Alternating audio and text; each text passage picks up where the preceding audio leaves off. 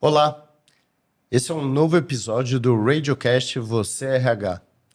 E hoje vamos falar sobre um tema muito importante para um RH estratégico, que é a diversidade e inclusão.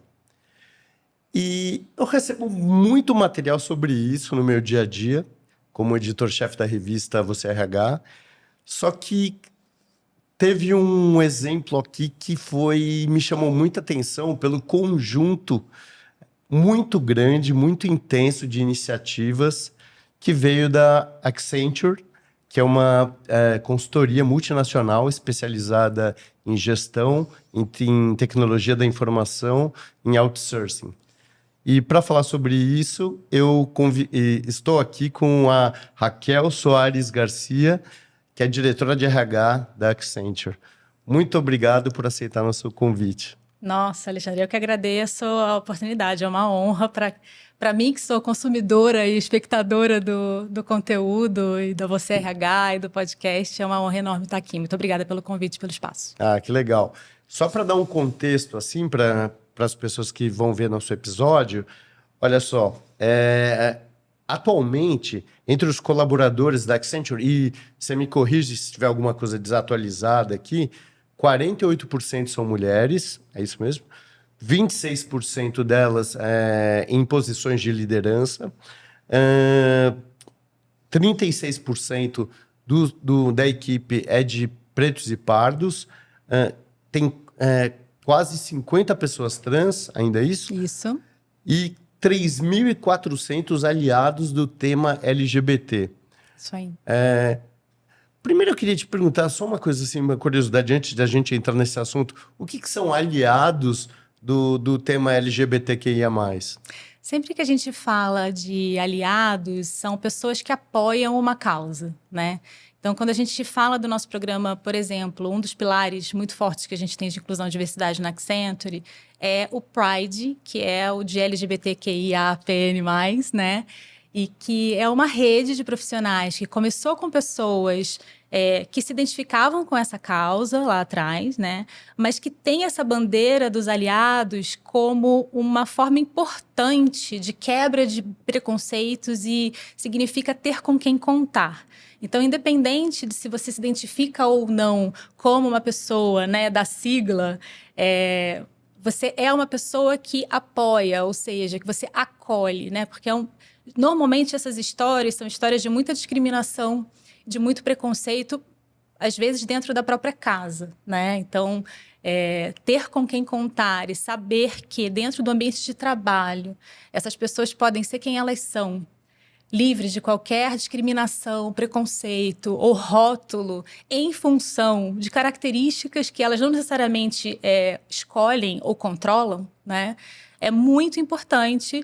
E tudo que a gente fala na Accenture sobre inclusão e diversidade tem a ver, na verdade, com a gente permitir que as pessoas sejam quem são. Porque quando você tem medo, né, ou você traz para o seu ambiente profissional, para qualquer espaço da vida, né, mas principalmente no trabalho, onde você tem uma expectativa de performance, você está desempenhando um papel em que você precisa estar ali lançando mão das suas fortalezas para fazer o que você faz melhor. Se você tem um medo de retaliação, ou se você precisa acobertar qualquer aspecto da sua personalidade, da sua identidade, com medo de julgamento, com medo de ser discriminado, isso traz uma tensão que impede que você performe no seu potencial máximo, né? Então, é muito importante que a gente tenha um ambiente realmente inclusivo, e quando a gente fala inclusivo, é realmente livre de qualquer tipo de discriminação ou julgamento em função de características pessoais. Então, os aliados, a gente fomenta muito essa rede de aliados para que mostre para essas pessoas que aqui é um ambiente onde eles podem pertencer de verdade, né? Se sentir parte e se desenvolver como seres humanos que são, profissionais que são, pelos seus talentos e não pelas suas características pessoais, orientação sexual ou identidade de gênero. Quantos profissionais existem no Brasil, na empresa? Na Accenture, 18 mil. entre 17 e 18 mil. Desses 18 mil, 3.400 são aliados? São aliados na verdade, a gente vai sempre fomentando. A gente já tem 90% da nossa alta liderança como aliada, né? E é uma coisa que a gente vem sempre fazendo esse letramento e recomendando e sugerindo que as pessoas façam parte, né, dessa rede de aliados para mostrar que, né, essas pessoas têm com quem contar. Então, faz parte, inclusive, da nossa trilha de onboarding, integração de novos funcionários, a gente contar sobre nossos valores, as políticas, as práticas de inclusão e diversidade, para que as pessoas entendam que esse é um valor, e acho que mais do que um valor, Alexandre, é um compromisso inabalável, que vem da alta liderança da organização. A gente tem uma organização gigante, a gente pode dizer que a gente é um gigante, são 770 mil pessoas no mundo, 18 mil no Brasil, e realmente, assim, a gente entende que cada pessoa é única nos seus valores, nas suas características, mas dentro dessa organização, aqui, se respeita o indivíduo. Respeito ao indivíduo é um valor essencial na Accenture. A gente tem um código de conduta e ética muito, muito forte, onde assim, a tolerância é zero para qualquer tipo de discriminação, assédio e preconceito.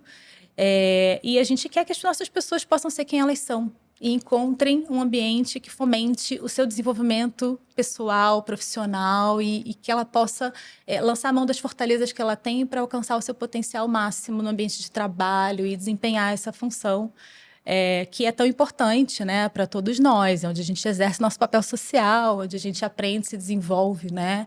Eu posso dizer que eu, depois de 16 anos dentro da Accenture, que foi minha grande escola profissional, eu hoje sou uma pessoa melhor, imersa nesse ambiente, sabe? Bom, esses números, essas porcentagens que eu apresentei aqui, elas são o resultado dessas políticas e desse leque muito vasto de iniciativas que vocês têm, né?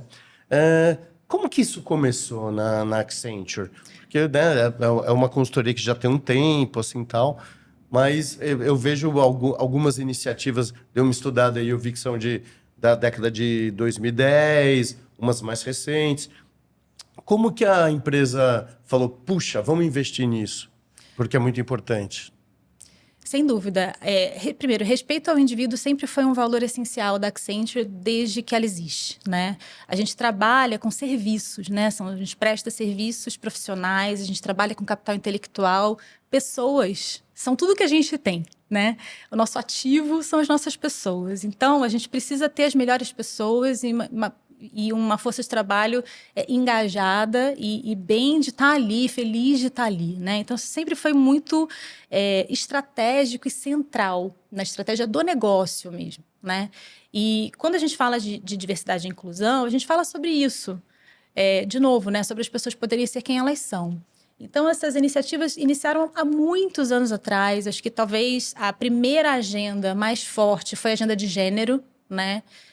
Onde a gente tinha talvez um perfil de engenheiros e pessoas, né, com essa veia de tecnologia, que talvez era um ambiente tipicamente mais masculino, né, e se entendeu muito cedo que a gente precisava ter mais representatividade, mais diversidade de gênero para pensar diferente. Imagina, uma organização que trabalha com inovação, não tem como ter todo mundo igual no mesmo perfil, né? A história da camisa azul com o blazer, né? Todo mundo igual, formado nas mesmas escolas. Não dá, a gente precisa ter diversidade de pensamento, senão a gente não consegue pensar fora da caixa, entre aspas, aqui, não consegue inovar.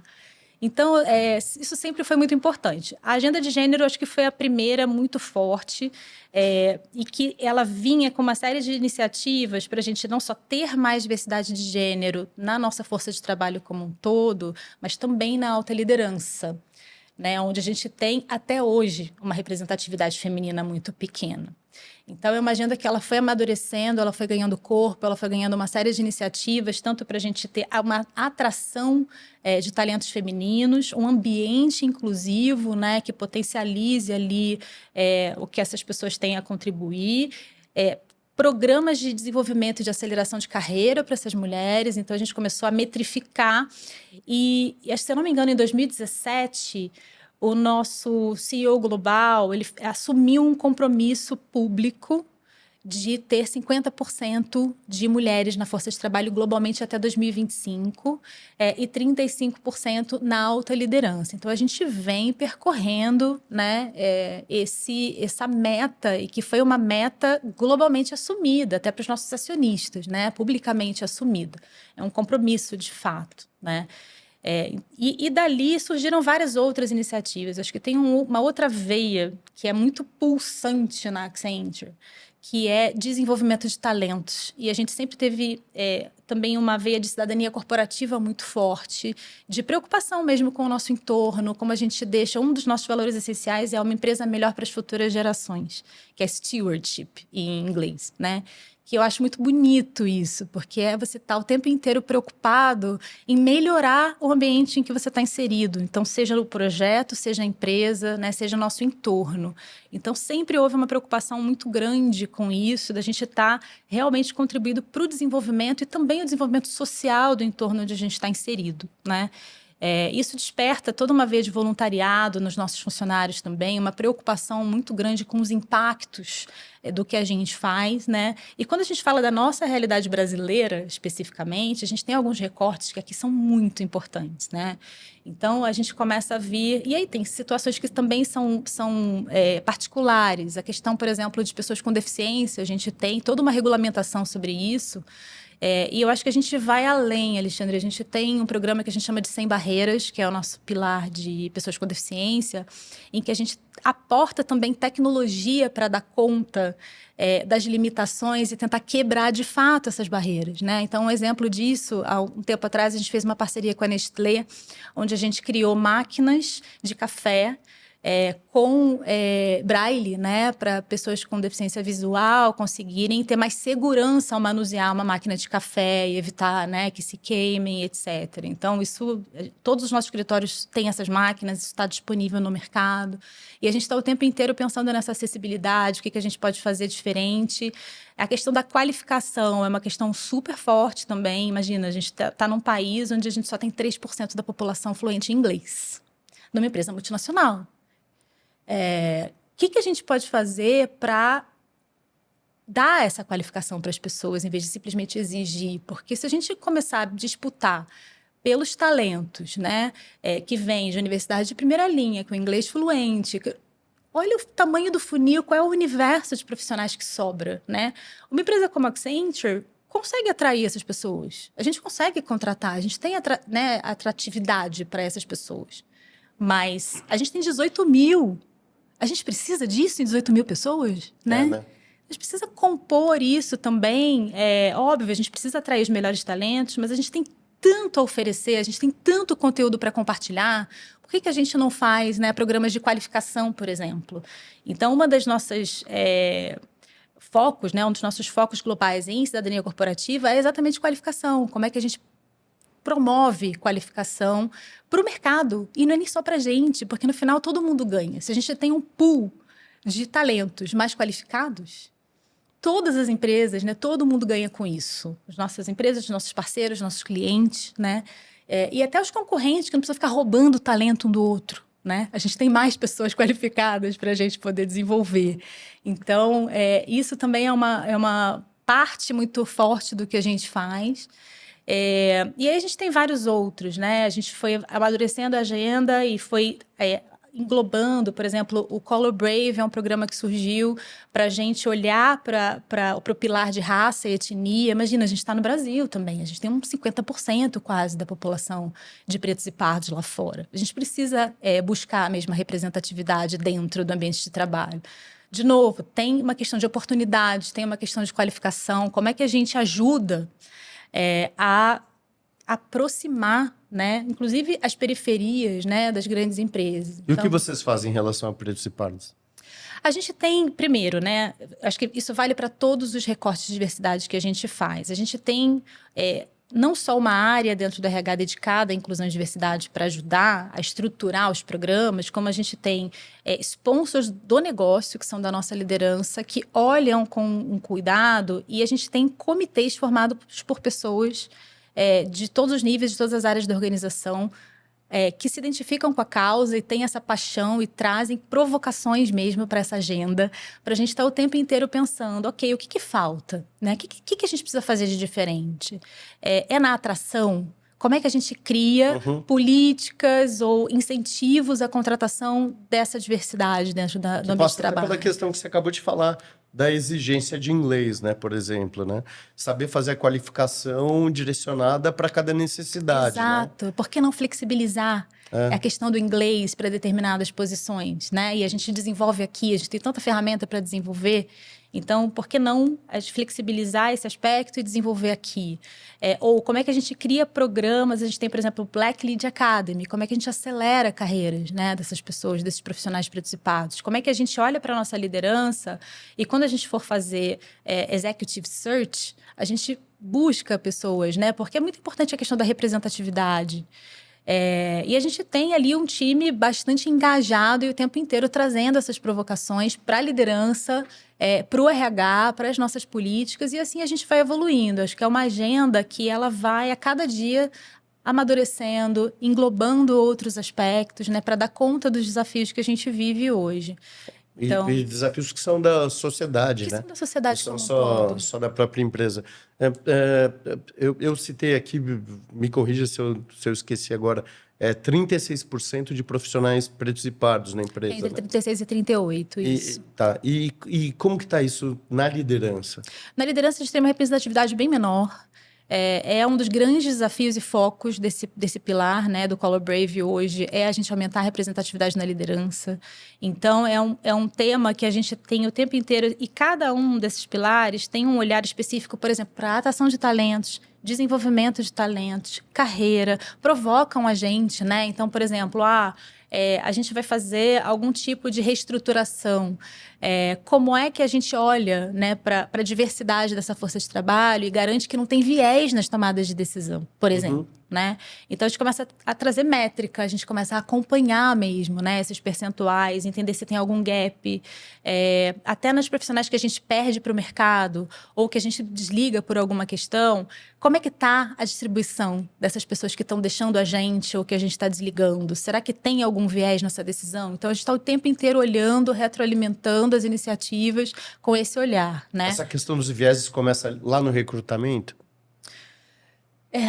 A gente é enviesado. Acho que um dos treinamentos obrigatórios que a gente faz na agenda de inclusão e diversidade é o que a gente chama de vieses inconscientes, né? Que é justamente para a gente dar conta de que todos nós somos atravessados por vieses que vêm da nossa educação, da nossa formação, da cultura, do ambiente onde a gente cresceu, dos nossos valores, né, que foram passados e da nossa visão de mundo, dentro do recorte dos nossos privilégios, né, que a gente tem na vida. Sim. Então, é muito importante a gente ter consciência deles, até para que a gente possa atuar sobre isso, né, e minimizar esses vieses. Então, a gente passa por isso, nosso time de recrutamento é super importante nisso, né? Mas a nossa liderança que entrevista, quem está tomando a decisão, porque no final do dia quem contrata é o negócio. É a área responsável. O recrutamento apresenta candidatos aptos para aquela posição, né? E ajuda a influenciar na tomada de decisão, mas a tomada de decisão é do dono da posição no final do dia. Sim. Então, como é que a gente... E de novo, né? Quando a gente fala que uma empresa tem um compromisso inabalável com a inclusão e diversidade, isso precisa vir da autoliderança, cascatear e permear absolutamente todas as áreas da organização, em todos os níveis, né? Eu falo muito isso para as pessoas. A liderança é muito importante nessa agenda, porque as pessoas precisam olhar e enxergar, né? Esse walk the talk não pode estar no discurso, tem que ser na prática, tem que ser no dia a dia, tem que ser no ambiente, mas no final do dia, todos nós somos responsáveis por isso, cada um. Onde tiver, né? Porque todos nós fazemos um ambiente de trabalho onde a gente está inserido todos os dias, né? Na nossa troca, na forma como a gente reage, na forma como a gente se posiciona, no feedback, em como é que chega a informação. Então, é muito importante a gente cuidar, né, de tudo isso. Quando a gente desenvolve liderança, a gente não desenvolve só executivos, né? A gente começa como líder de si mesmo. Como é que eu me desenvolvo, como é que eu cuido do meu autodesenvolvimento, como é que eu me conheço. Então, começa no autoconhecimento, né? Por exemplo, a gente tem uma parceria global com o Gallup e 100% das nossas pessoas fazem o assessment de fortalezas do Gallup. Para quê? Para se conhecer. Para se conhecer, entender o que eu sou bom naturalmente, como é que eu potencializo as minhas fortalezas. Porque é muito mais inteligente você potencializar seus pontos fortes do que ficar tentando dar conta do que você não é e nunca vai ser muito bom. E aí, para isso, diversidade, né? Porque um complementa o outro. Né? Uma fortaleza que me falta, provavelmente é uma fortaleza que você tem. E se a gente trabalhar junto, a gente pode muito mais. Né? E é nessa linha que a gente vai trabalhando e desenvolvendo. Raquel, né? o que você tem de inovador na tua interação com as lideranças, com o C-Level da Accenture? Porque, assim, semana passada eu fui mediador de um evento que é do Fórum Brasil Diverso, no Memorial da América Latina, e sobre a integração de profissionais negros no mercado de trabalho. E um dos painelistas, um CEO, o Adriano Sartori, ele disse: o RH sozinho, se deixar na mão do RH para fazer a diversidade, não acontece nada. Precisa ter a liderança junto e uma liderança convicta dessa necessidade. E isso não é uma tarefa fácil, né? Porque você falar para líderes brancos, ricos, que precisa ter gente muito diferente dele na empresa, não deve ser a coisa mais simples do mundo. Como que é para você isso? É um desafio, Alexandre, assim, não é fácil. E olha que a gente está numa organização que, de novo, né, tem um compromisso declarado. Isso facilita muito a vida, porque quando você tem um compromisso declaradamente inabalável com a inclusão e diversidade, isso traz investimento, foco. A liderança é cobrada por isso. A gente tem métricas, a gente acompanha essas métricas, né? E a gente olha, inclusive para os nossos líderes, a gente tem um componente de comportamento, a gente tem o que a gente chama de essência da liderança, né? De leadership essentials, que nada mais são do que comportamentos esperados que norteiam, né? E um deles tem muito a ver com a inclusão e diversidade, fomentar a inclusão e a diversidade como ferramenta de inovação, e tem todo o tema de cuidar das pessoas, né? De ser respeitoso, de fomentar a inovação e tudo isso, entre outros atributos. E a gente avalia os líderes também sob essa ótica. Então, não é só dar resultado financeiro. É saber realmente ser uma liderança inspiradora, inclusiva, que desenvolve talentos, né? E que faz o que a gente fala de walk the talk, né? Uhum. Tem um ditado que eu adoro, que o que você fala tão alto que eu não consigo ouvir o que você diz.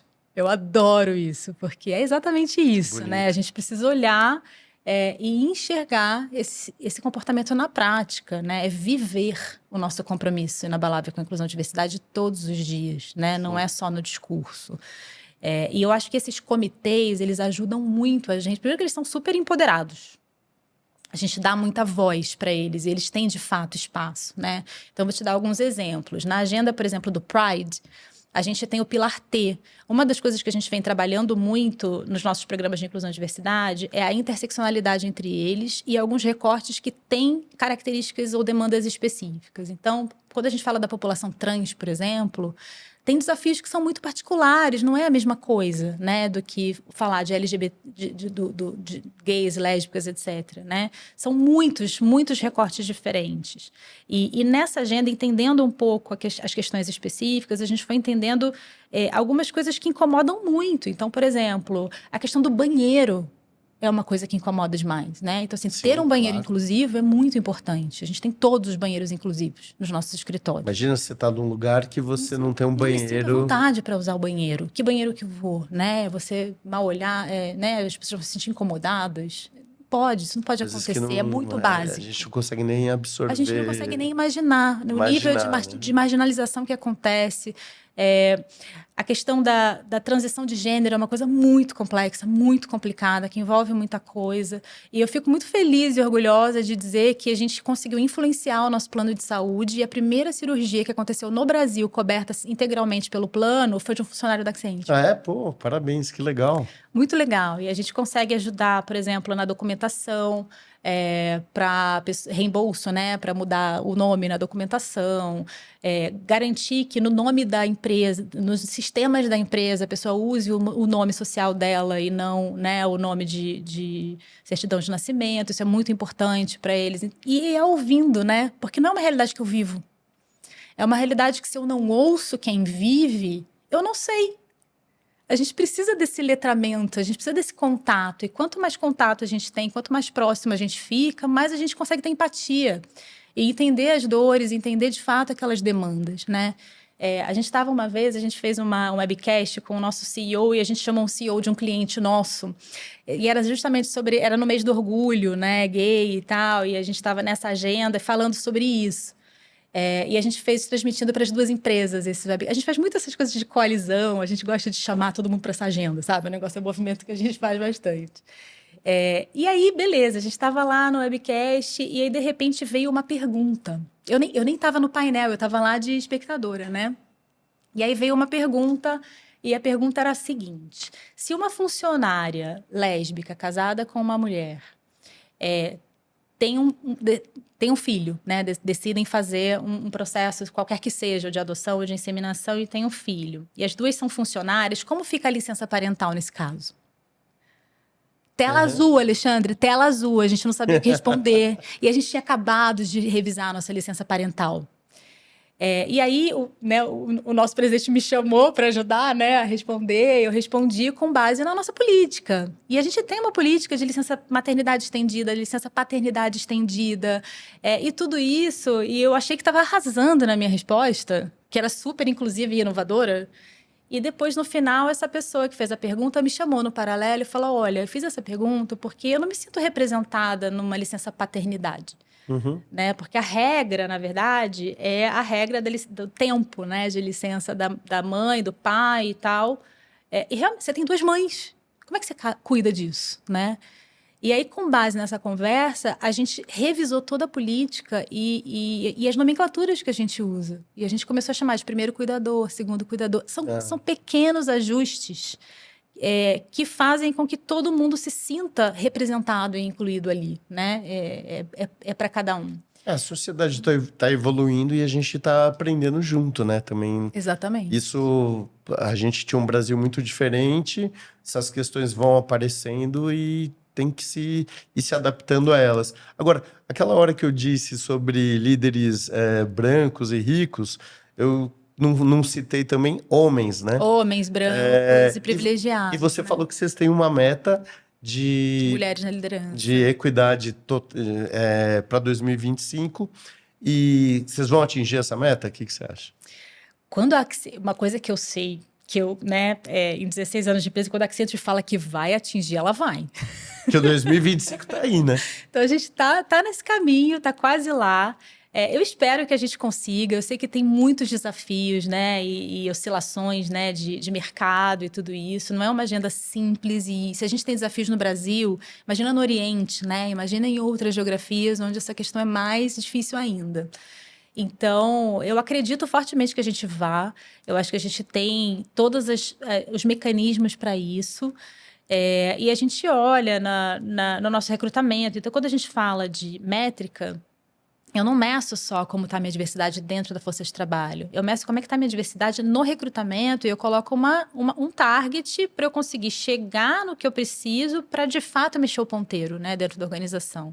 E eu meço também, por exemplo, quando eu faço promoções, como é que está a diversidade dessas promoções, né? Será que está enviesada essa decisão de alguma forma? De novo, o turnover, né? Como é que está a proporcionalidade desse turnover? Será que eu estou perdendo mais mulheres do que eu deveria, do que eu tenho de distribuição aqui dentro? Então, isso tudo a gente vai olhando e vai retroalimentando e tomando medidas para isso. E o letramento da liderança também é muito importante. De novo, a gente não conhece o que a gente não estudou, o que a gente não viveu. Então, se a gente não tem contato, a gente não tem como saber. Então, são ações recorrentes, né? De novo, esse treinamento de vieses inconscientes, ele é muito poderoso, porque a gente se dá conta de quanto a gente é enviesado, né? Quando você olha duas imagens, né, de duas pessoas, uma bonitinha, branquinha, arrumadinha, e a outra negra, mal vestida, o que você pensa sobre essas imagens? O que elas te trazem, né? Então, Tem estudos sobre científicos, isso. né, Tem que estudos provam científicos que a gente tem um mostram. cérebro preconceituoso, né? Exatamente. Então, assim, é um trabalho realmente muito, muito constante, né? E aí tem alguns outros pilares também que eu queria comentar, se puder, de inclusão e Claro, claro. diversidade, que Mas são... eu vou ter um monte de pergunta para te Ah, então fazer tá bom. aqui. Então, talvez esses pilares estejam aí. Como é que você quer? Mas, ó, depois, se faltar algum que Tá eu não te ótimo. perguntasse, por favor, complementa. Combinado. Mas, assim, você disse que uma parte muito importante é esse olhar de ajudar também no entorno, no social, nas comunidades carentes. E uma coisa que me chamou muita atenção das iniciativas de vocês é uma que tem tudo a ver com o momento moderno e com a visão de futuro de trabalho, né? Que é esse trabalho pela democratização da inteligência artificial generativa. Fala um pouco sobre ele, por favor. Na verdade, a gente, de novo, né, nessa linha da coalizão, né, da gente tentar movimentar e fazer um efeito borboleta que pegue, né, o mercado como um todo, houve essa iniciativa com a Recode, né, de criar essa coalizão pela democratização do acesso, né, à inteligência artificial generativa. Então, uma das coisas que se fez foi justamente essa capacitação, enfim, né, para a gente conseguir atingir mais pessoas e cada vez mais. Essa é uma das iniciativas, a gente tem várias outras, né? A gente tem feito muito letramento de inteligência artificial para board das empresas e também para as pessoas lá fora. Nos nossos programas de qualificação que a gente faz com jovens, por exemplo, e a gente tem alguns, né? A gente trabalha em parceria com algumas organizações que qualificam jovens para o mercado de trabalho, jovens em situação de vulnerabilidade social, por exemplo. A gente está com uma iniciativa agora de complementar essa formação, levando o conhecimento que a gente tem, né? Então, introduzindo tecnologia, introduzindo conhecimento de inteligência artificial. A gente sabe o quanto a inteligência artificial vai mudar o mundo, vai mudar a forma como a gente trabalha. E a gente tem uma distância tão grande, em termos de qualificação, de letramento digital, quando a gente olha para a nossa sociedade e o que a gente vai precisar de fato no mercado de trabalho daqui a alguns anos, que se a gente não começar já, agora, urgente, um movimento de capacitação, de reskilling, de dar conta disso, vai ser muito difícil, todo mundo vai sair prejudicado, né? Porque todas as empresas vão precisar de pessoas que sejam capazes de utilizar a inteligência artificial, por exemplo, né? Então, a gente inclui muito esse letramento digital nos nossos programas de qualificação. A gente faz alguns para o mercado, então a gente nem tem a pretensão de sempre contratar essas pessoas. Parte delas a gente contrata, já foram mais de 3 mil jovens capacitados nessas iniciativas e a gente contratou cerca de 800 deles, né, ao longo do tempo. E aí, um dos pilares que a gente tem olhado agora é exatamente esse, que a gente chama de juventudes potentes, né? A gente criou, na verdade, o nosso pilar geracional, ele começou com um olhar para a população 50+, porque a gente tem uma força de trabalho jovem, né? E a gente sempre trabalhou muito com base... Com essas posições de entrada, né? Então, programa de estágio, programa de trainee, a gente faz muita academia de tecnologia, isso é recorrente, para a gente já está no nosso DNA, já é uma coisa que a gente faz, assim, sempre, o tempo todo. O Smart, o Adventures to Go. O Adventures to Go foi uma iniciativa da nossa área de inovação, e a gente teve um olhar específico, inclusive, para pretos e pardos, né? Para a gente conseguir trazer jovens, e fez um programa de estágio em inovação. E foi super legal essa iniciativa, assim. E é incrível quando você abre a porta, o nível dos talentos que aparecem, né? E que nem sempre são os principais talentos que estão lá no LinkedIn, né? Nem sempre são as pessoas mais fáceis de você chegar. Mas são pessoas assim que têm um brilho no olhar, uma vontade, um desejo, uma busca de aprender, de contribuir, que valem mais do que qualquer diploma, na minha visão, entendeu? A gente consegue extrair realmente assim coisas incríveis quando a gente abre, sabe, essas oportunidades. E que bom que a gente tem a capacidade de fazer isso em escala, né? De fazer muitos programas e de atingir muita gente. Mas o que eu vejo também, e aí uma dica que fica, né, para os profissionais de RH que estão assistindo a gente, independente do tamanho da organização, independente da escala Dá a que você dica tem para essa câmera aqui, e ó. dos investimentos que você tem disponíveis, né, para investir, o que eu vejo é que quando a gente faz iniciativas pequenas e a gente mobiliza voluntários da organização, eu acho que talvez a conexão dessas iniciativas com o propósito, né, individual, e enxergar a diferença que a gente está fazendo, porque vamos combinar que quando você consegue transformar a vida de alguém, você transforma o mundo daquela pessoa. Sim. Então é muito poderoso isso. Isso mexe demais e as pessoas ficam super mobilizadas e dá para começar pequeno. Né? Dá para fomentar uma iniciativazinha que está ali no seu entorno, né? Então, você está localizado no lugar, olha para o entorno onde a empresa está inserida, olha para fora, quais são as comunidades que estão ali, quais são as escolas, quem é aquela população, né? Como é que você gera oportunidade, gera renda, né? Gera qualificação. Acho que é esse olhar, sabe? E eu acho que a iniciativa privada tem uma responsabilidade muito grande nesse aspecto. Eu sei que todo mundo, né, pelo menos as grandes empresas todas têm uma agenda de ESG, né, é o tema do momento, mas não é uma moda, é uma necessidade urgente. Sim. É um imperativo. Quem não está nessa agenda está fora. E eu diria pelo amor ou pela dor, né? Pelo amor ou pela dor, Porque exatamente. a BlackRock é o maior fundo de investimentos do mundo, disse em 2022 que quem não tiver o ESG muito consolidado na sua estrutura não vai receber investimentos deles, né? É isso. Então as empresas falam, aí é pela dor, né? Ou é no bolso, né? Mas também tem o pelo amor, que é assim, é entender que você ter uma empresa em que tenha diversidade, se você estuda um pouquinho sobre esse assunto, você descobre que ela é uma empresa mais inovadora. Sim. E, uma empresa mais inovadora é uma empresa que está na liderança do seu mercado, né? Um exemplo que dizem, né, os estudos, que a cada 1% que você aumenta na sua diversidade de gênero na empresa, você gera 3% a mais de receita. Olha. E se isso na liderança, vira 15% a mais para cada 1% a mais de diversidade que você tem. Imagina. Então, isso é resultado. Tem estudos que comprovam isso, né? Então, tá aí. Acho que a informação existe. Ela está aí acessível para todo mundo, mas eu acho que a gente ainda tem níveis de maturidade diferentes nessa agenda, né?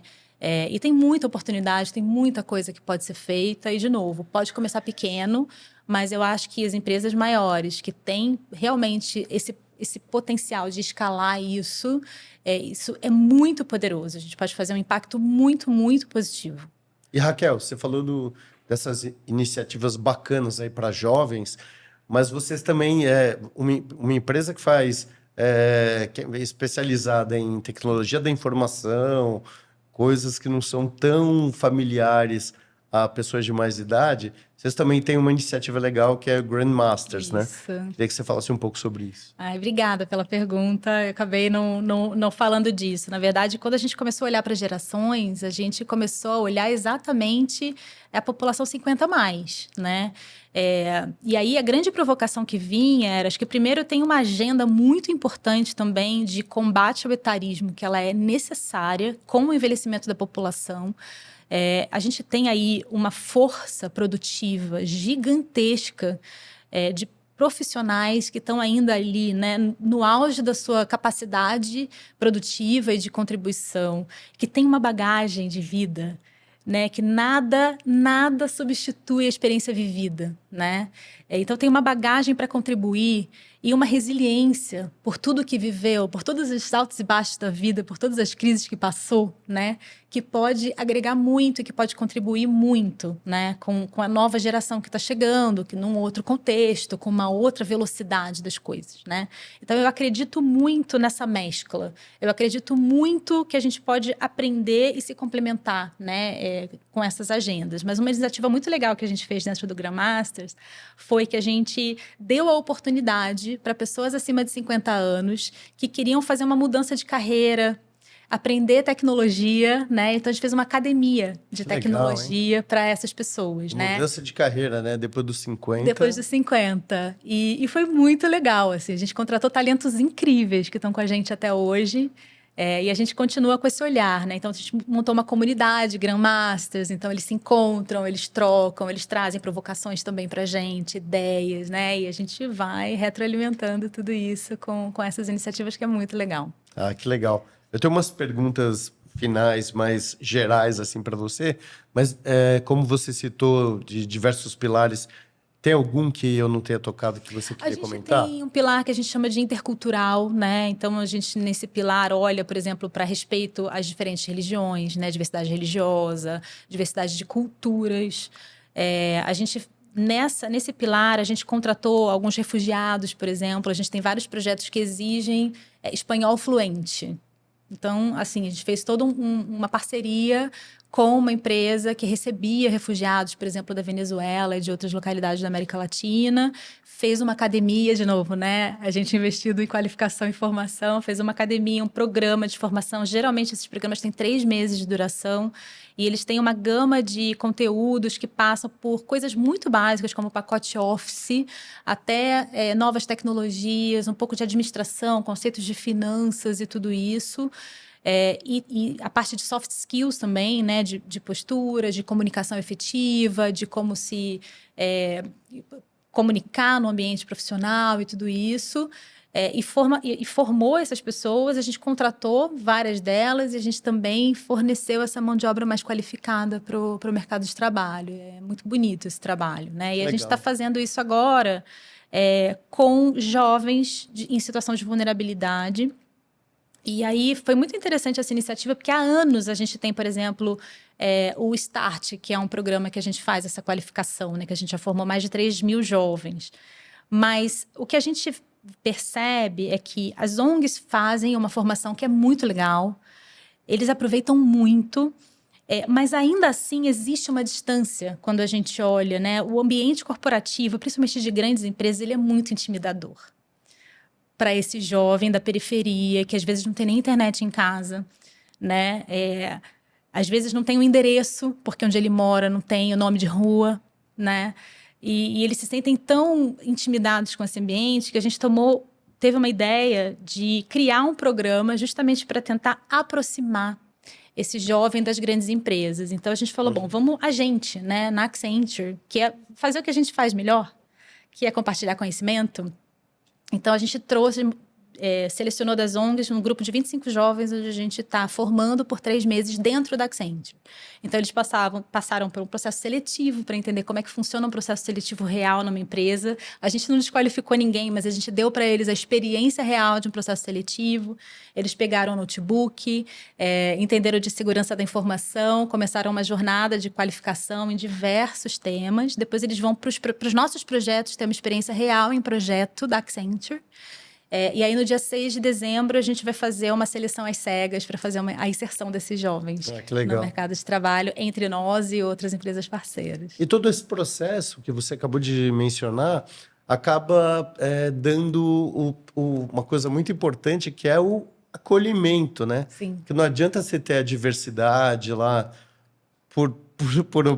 porque a empresa fala assim, a gente precisa ser diversa para parecer bonita nos lugares.